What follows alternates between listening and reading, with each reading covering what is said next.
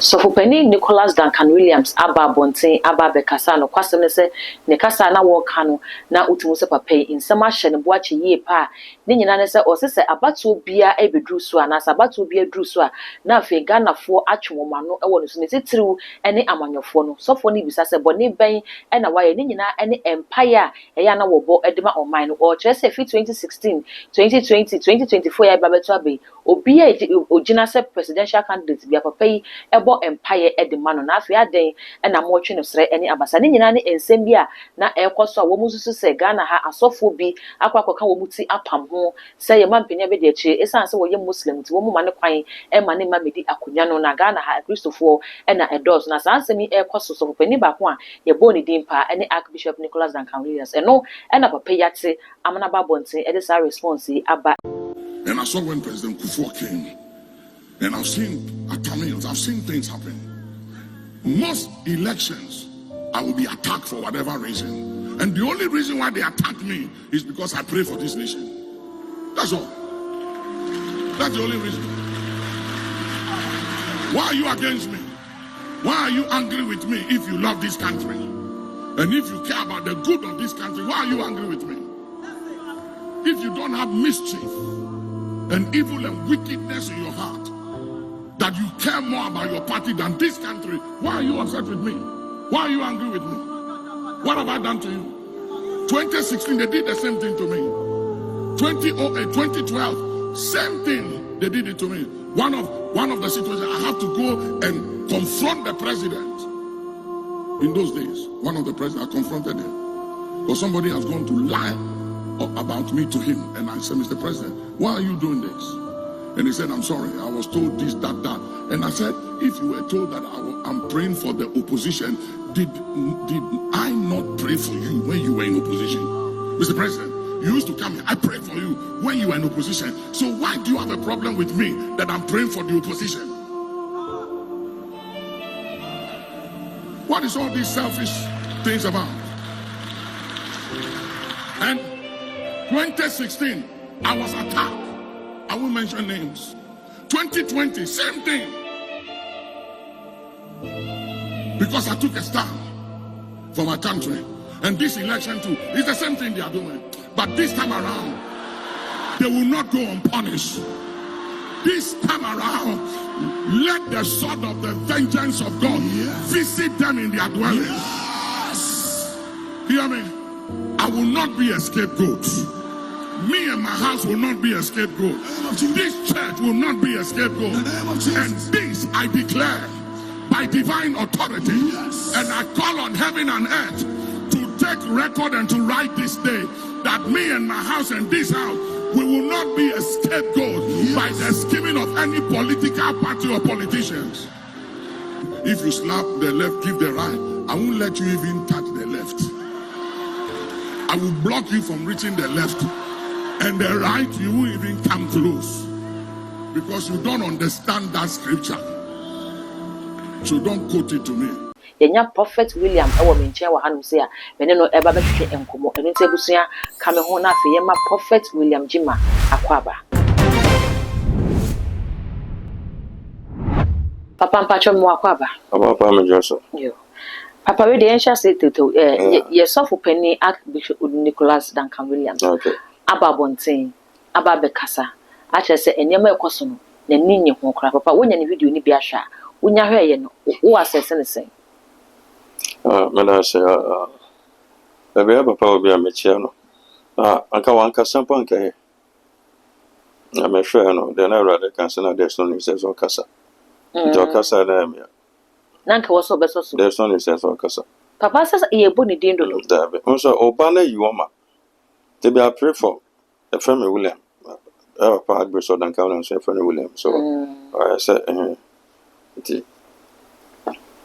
nebano ahano jana meta intercede man nebano say onso kasa bi koso say metie bia me call betwam na bia medin komo no mo so mutia na bibisa nti papa no ne nkrofo asofo didi nkomo nebani tie na nebano so de ba bonten Nkola born ha papa omo awofo so akola na mfa bibia mfa bank obi anim bia nkoma na papa ene nkofo bia de edi Okay. Bakola de ba sem papa ne asofo bibi kura de nkomo conference say Ghana is Christian country and prema a friends a Muslim e ma media so asofo nyina na he na ma e de sa kasa no ko ba sa na de na obi o nyame djuma for 47 years na asofo wo so wa sa sekra wo sa so down so kra Muslim na de ma ho wa kan be me bebre mo bia nim sa ne ma no it is a Muslim na de wa sa se na sa se de ma na wo si so down so wo se Muslim for ba chain ama mbe mo ska se for nyame djuma ne ma ne ma bebre nti wo no mo e fine nti ba ne sa na wo a wo ka sa asem so nyame djuma mo bo wo scam ama wa sa se na wo de si wa so dan ba bi after the wo kura sa be twa be ga se Ghana is a Christian country na yampne ama friends Muslim mama media so ani pa no so kana asem so aba wa sorry ma wo de wa popular ma mo gya so akasa na se for oba yo wa da wa se ma ko de mete no he wi sana se ko ba sa be kasa unse na ense da entwe wa ya papa nti de sibia no o men fa nche papa papa onu ankasa ba abonten no onu ankasa mbagye ntumu se one clergy bi akwakohia one asofo bi akomuti apam ho de san hyehye no atodwa kire se omo makwan ma mampenya be de kire ma medi president ne be yasam ya woken beto oga na ha ye nyina ye nim state akwala no owom a ye nyina nim se sebio enema enhye dance sisu yi enti se obi sa ne be ka asem de fa ne papa ho a ehu ehia se ye bebo akwala na asem na to goga se we bia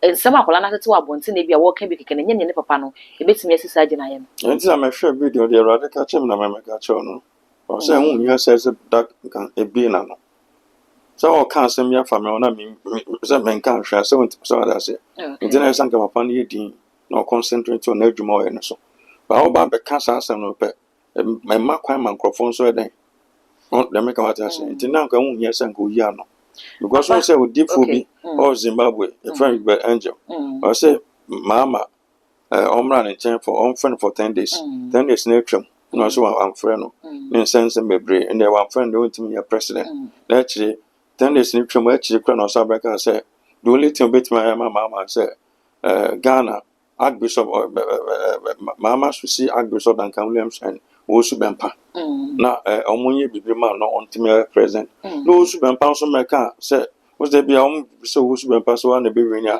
onka nti sa prophet mbeka sa say friend say na pa Archbishop no Wosu Bempa na betimi ama omukra Ghana ki no betimi abae echi na be hu sa sofo bi nso asia ya pa mama call no a Wosu Bempa call no afa omunya ko bompa e ma no the time I share video no say na I share video no you say so for pamfo bi krampo boy papa ne din I say ya papa so baba ntimi ama no ma bishop boda abegina ma no nti omunya ya we o de omo ye no nti be man microphone na de say de akola no be kan no ene de ya show TV so de san so for pon so kan e bobo san pamfo de na say ade a o ma hye bibia de tia on de me che no na sebion ka se anka ba se bia ya pa mama so fon ko bon pa ma no e bia ma TV so na se fo se na makwa kwa se be kokwa mu na ma se wa mu bia na mfo bia ho ba ba bontin na fe bobo din na ga so Archbishop your friends ya so ba won timi amanti wa ma se ni pa we